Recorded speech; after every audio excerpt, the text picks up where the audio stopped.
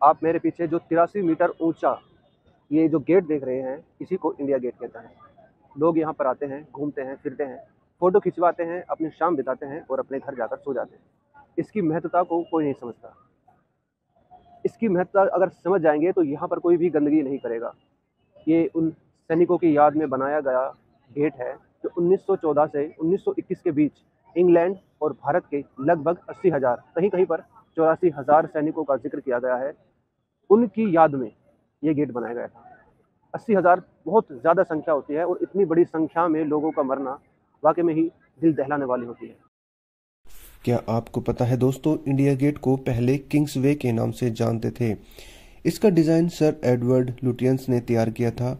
यह स्मारक पेरिस के आर्क डे ट्रायम्फ से बिल्कुल मिलती जुलती है और उसी से प्रेरित होकर इसका डिज़ाइन एडवर्ड ने बनाया था।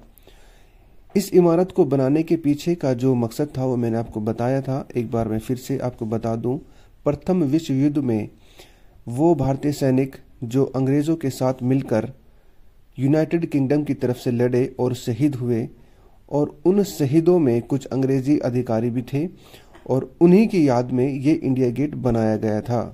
मैं आपको बता दूं, इंडिया गेट के ऊपर 13,300 सैनिकों के नाम लिखे गए हैं, जो आप वहां पर जाकर इजीली देख सकते हैं। दोस्तों, जब इंडिया गेट बनकर तैयार हुआ था तब इसके सामने जॉर्ज पंचम की मूर्ति लगी हुई थी, जिसे बाद में ब्रिटिश राज के समय की अन्य मूर्तियों के साथ कोरोनेशन पार्क में स्थापित कर दिया था। अब मैं आपको बता दूं, जॉर्ज पंचम की मूर्ति की जगह अब एक प्रतीक के रूप में केवल एक छतरी रह गई है, और आजकल उस छतरी के नीचे एक मूर्ति है जो मैं आपको जरूर दिखाऊंगा। था वहां पर 84,000 सैनिकों में 13,300 सैनिक जो मारे गए थे, उनके नाम इस गेट पर है, जो मैं अभी आपको दिखाऊंगा। चले मेरे साथ। दोस्तों, जूम करके दिखा रहा हूँ।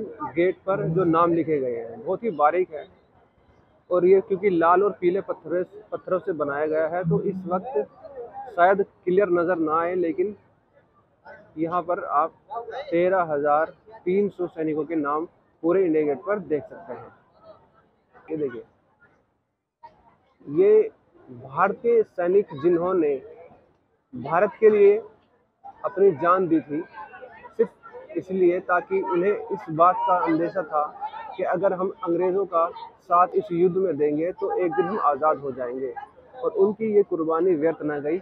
आज हम आज़ाद हैं और उस आज़ादी का जश्न मनाते हुए इन लोगों को आप देख सकते हैं। ये देखिए, इतनी आज़ादी से इतने लोग एक जगह पर घूम रहे हैं बिना किसी बंदिश के।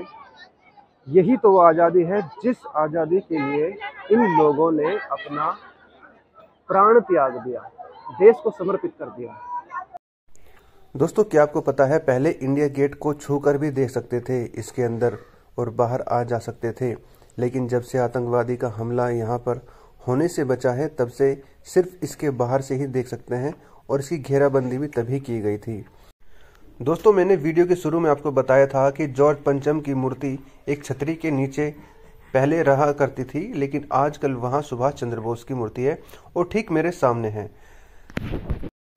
दोस्तों, भारतीय स्वतंत्रता के पश्चात इंडिया गेट भारतीय सैनिकों के लिए अज्ञात मकबरा बनकर रह गया।